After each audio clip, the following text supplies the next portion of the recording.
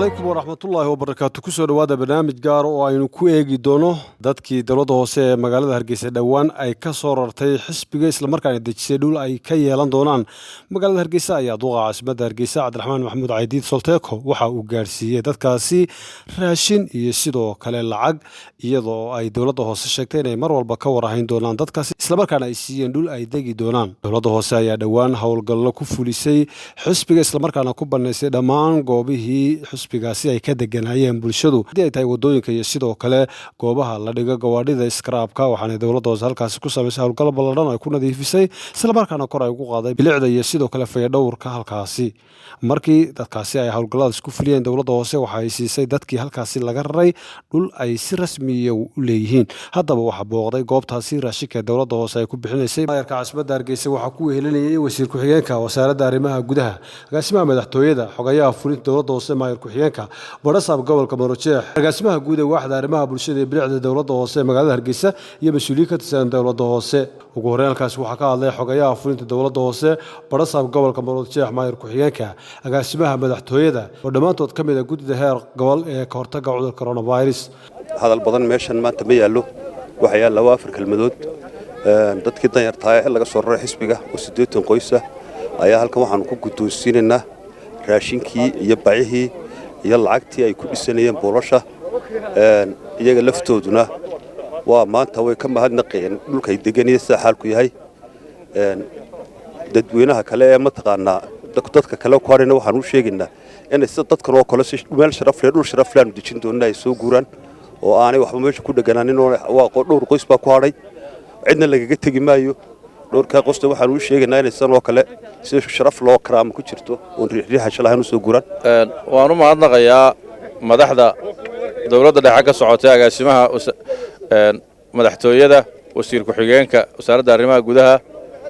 gudida fulinta dawladda hoose iyo xildhibaanada golaha deegaanka saxaafadda iyo dadweynaha dhammaantiin waa salaamantiin maanta halkan waxaynu raashin ugu qaybinaynaa dadkii danyarta ahaa ee laga soo raray xisbiga xarunta xisbiga eegas xisbiga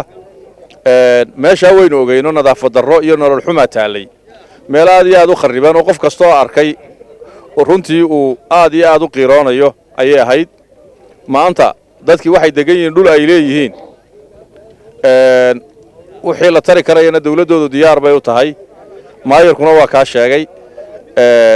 dawladda hoosena dhulkaa ay dejisay dadkaa waan uga mahadnaqaynaa dadka warxuma tashiilka ah ee la dhulkii waa la iibiyey ama waa la iibinayaa ha dhegaysanina cidina ma iibin karto cid iibisayna ma jirto waxa weeyaan dhulkani waa hanti qaran waxa weeyaan maanta waxa looga raray dadkan waxa weeyaan arrimahan caafimaadka wixii kale ee qorshe ana dadkii deganaa haddii cidi degayso oo ganacsi dadkii danyartaa ganacsiga yarar ku haystay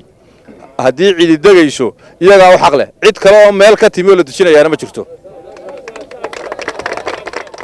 idinkana waxaa laydinka baahan yahay inaad dawladdiinna u dhaganugulaataan inaad awaamirta qaadataan inaad wacyigelinta caafimaadka laydin farayo qaadataan inaad u dhaganugulaataan idinkaanu idiin shaqaynaynaa annagu adeegayaal baanu idiin nahay idinkaanu idiin shaqaynaynaa caafimaadkiinna waxbarashadiinna horumarkiinnaanu ka shaqaynayna waxaa loo baahan yahay idinkuna inaan ugu garab istaagtaan xaaladdan guud ee nagu soo korodhayna waxaa loo baahan yahay dadweynuhu inay qaataan wacyigelinta oo arrintaa aynaan ka dhaga adaygin arrintaa waxaa loo baahan yahay inaan laga dhaga adaygin aynu wacyigelinta qaadanno la kala fogaado waxa weeye caafimaadkeenna iyo danteenna ku jirta waynu ognahay adduunyadii dhibaato aad iyo aad u weyn baa soo food saartay ilaahay waxaynu ka baryaynaa inuu inaga nabadgeliyo laakiin waxaa loo baahan yahay inaynu feejignaano bacda salaan kulley anaa hadhay looma hadlay maxaa hadhay baa loo hadlaa munaasibaddan maanta arkaysaan waxa raashin iyo lacagba lagu siinayaa dad danyara oo aan ka soo rarnay xarunta halka xusbiga bildhinkii weynaa ee xusbiga bildhinkii sare bildhinka xusbigaanu ka soo rarnay iyo dad hore halkan deganaaba kelmadda kale halkan dhaafsiisaneen maanta aanu ka hadlayaa waa nabadgelyada iyadoo coronaviruskii lagu jiro oo lala dagaalamaayo waxa aan jecelahay in ay dadweynaha ku nool caasimadda Hargeysa gudiyada nabadgelyada dadweynaha degmooyinku in ay feejignaadaan in ay caafimaadkoodana ilaaliyaan ilaahay baa caafimaadka ilaaliye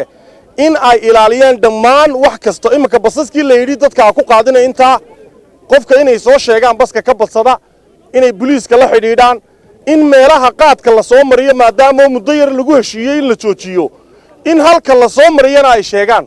inay dadweynuhu ku xidhnaadaan booliska sidii horeba ugu xidhnaadaan baan ka codsanayaa ilaahay ayna ilaaliyo ruuxa aamina awood leh maanta halkan aan iskugu nimid ma jirto farxad ka weyni marka la caawinayo dad baahan oo bil ramadaanna lagu jiro maanta dadka halkan la iskugu yimid waa dadkii laga soo raray xarunta xisbiga waxa aad ugu mahadsan dawladda hoose oo runtii dadkaasi dhul dejisay bilaasha oo aan cashuurna laga qaadin lacagna laga qaadin xukuumadda ayaa iyaduna maanta raashin ugu soo deeqday dadkaasi bisha ramadaan waa dad danyara macaawimada wuu u baahan yihiin markasta ama mid dawlad ka timaada ha noqoto ama mid shicib ka timaada ha noqotee markaa runtii aad bay farxad iigu tahay maanta inaan dadka danyarta ah waxtarkooda aanu qayb ka ahaano dawladda hoosena aad bay ugu mahadsantahay 100% inay dadkaasi maanta dhulka bilaashka ah cashuur iyo lacag midna laga qaadin la dejiyo oo iyagu waliba iskood iskaga leeyihiin waayo dhulkii laga soo raray iyagu may lahayn wuxuu ahaa dhul dawladeed laakiin dhulka maanta loo soo raray waa dhul ay iyagu iska leeyihiin ugu dambeyntii halkaas waxaa ka hadlay maayarka caasimadda Hargeysa Cabdiraxmaan Maxamuud Caydiye Solteeko oo uga digay cid walba oo ka hortimaada amarka dawladda in tallaabo sharci laga qaadi doono waxaanu maayarku sheegay dadkii danyarta halkaasi deganaa inay siiyeen dhul ay iskood u leeyihiin isla markaana ka warhayaan haddana ay raashin u geeyeen waxaanu sheegay inay tallaabo sharci ka qaadi doonaan dad uu sheegay inay qallaasa wadaan kuwaasi oo ahaa dadkii hore u deganaa goobaha wadooyinka ay ka rareen dawladda hoose wax kan isagoo arrintaas ka hadlaya bismillaahir rahmaanir rahiim alxamdulillaah رب العالمين وصلى الله وسلم على سيدنا محمد هورهانتي dadka halkan jooga duuf adag waa soo marteen duufta laakiin waxa ka sii adkeed halka deganeedeen oo caafimaadaho idinka iyo ubadkiinuba ugu go'ayseen maanta halkan waxa la idinku sidaa raashika dhameystiran oo rabadaanta bacdi iyo lacagteeda ku dhisanayseen meesha oo $50 qofkiiba ah qoysaskii laga soo raray ee kaarka haystay waxa weeye dawladda isku tashatay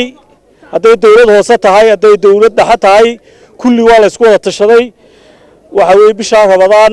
iyo duruufta ku deganeedeen waxa laga yaabaa maalintii la idinka soo hoyay xisbiga inaad laba weegateen dhawaanshaha laakiin xaaladii ay ku dhex noolaydeen xaalad bini'aadam ku noolaan karaya ma yahayn ilaahay waxa idinka rajaynayaa nolol ka fiican oo ka mustaqbal wanaagsan iyo dhul aan leedihiin oo ayna dawlad lahayn oo imika leedin sameeynayo waqoogi ina heshaan oo xalaala waxa kale oo ku dawaya waxa jirtay ganacsatada iyo meesha deganeed oo amba taaqalka xisbiga gudihiisa ha ahaato amba dibadiisa ha ahaato ganacsigaasi wuxuu ashaacida laakiin dayirteena ka faa'iideysan jirtay waxa weeye noqon mayso khasabna noqon mayso imika halka noo istaag laakiin san wax loo qabto waa in ku jirta talada dawladdu ma aha dawlad tuurta dadkeeda waa tuu dadkeeda daryeesha laakiin abaabulka ka dambeeya iyo shakhsiyaadka xumaanta halka ka dhex wada ee dayirtana been u sheegaya waa ku daba soconaa raadkooda ku daba taaganay amba video ka soo duub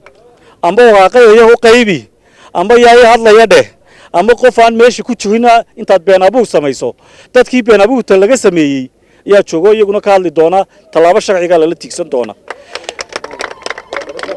laakiin waxaan idin sheegaynaa anagu ummadayada wax baan u qabanaynaa caafimaadkoogaan ka shaqaynaynaa wanaagoogaan ka shaqaynaynaa waxa weeye halka wixii laga qabtay ilaahay agtiisa ayaanu ajir kaga doonaynaa ma aha marka laga hadlayo xisbiga siijeedkiisa oo sidii isu dhex yaalay la yaqaanay ayaa la lahaa waa la iibsanayaa markii hore kala lahaa u iibsanayaa waayo waa anigoo xisbiga agtiisa dee xaafadaydu tahay oo intaa noloshayda ku koray maantana wixii ka dhisan waa taqaanaan maantana intaa cid damcaysa iyo cid damci doontaana ma jirto cid kaloo damcaysaana ma jirto ana waxaan ahay inankii xaafadda deganaaba dee ceebta ugu weyn waa ka weyn waa maxay nin la yiraahdo aqalkiisa u iibsanaya ceebta ka weyn waa maxay aan dhacaya baa taasi waxaan leeyahay kuwa waxa ku marmarsoonay dadka soo dabagelayo beenaalayaal baatiin beentiinuna way caddaan doontaa marka dadkaa sida ugu wanaagsan hadday danyar yihiin iyo hadday adhuurley tahay iyo hadday wixii ay tahayba loogu kala qaybiyo ee loogu sameeyo laakiinse xaaladda caafimaad baynu u kala fogaanaynaa sidaana loo sameeyey intaas kadibna halkaas waxaa ka hadlay qaar ka mid a dadkii danyartay ka faa'iidaystay deeqdaasi uga mahadceliyey dowladda hoose ee magaalada hargeysa uu hormuud u yahay maayarka caasimadda hargeysa deeqdaasi ay soo gaarsiiyeen maasha allah waxaan leeyahay dowladdu sida dadka iyo dalkaba ugu shaqaynayso waa ku mahadsan yihiin maadaama oona la soo raray si fiicanna dadkan la sheegaya leeyahay waxbaa la qubay annaga wax la quba ma arag meel waana la dejiyey biyihii waana loo sameeyey wixii insha allah wada karaankooga ay samayn kareen way noo sameeyeen wixii dambana waa noo samaynayaan insha allahu tacaala waa mahadsan yihiin baan leenahay dowladdu salaan kadib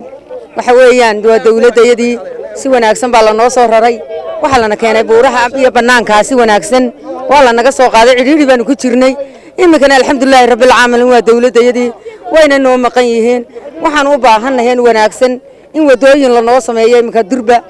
oon si ay dhulku noogu magaaloobo oonu u hello annaguna inaannu shaqadii halkan ka furanno tii suuqa inay halkan inoogu soo baxdo idinkuna aad hoos u eegtaan wixii naga dhimanee kalena aad noo keentaan haddii alla yidhaahdo insha allahu biidnillaahi kariim waanaan idiin mahad celinaynaa insha allah intaas waxaa ku eeg barnaamijkii gaarka aynu kaga hadlaynay dowladda hoose ee magaalada hargeysa deeqdii isugu jirtay raashinka iyo lacagta ay ugu deeqday dadkii danyarta ee ka rartay xisbiga islamarkaana dejisay dhul ay iskood iyagu u leeyihiin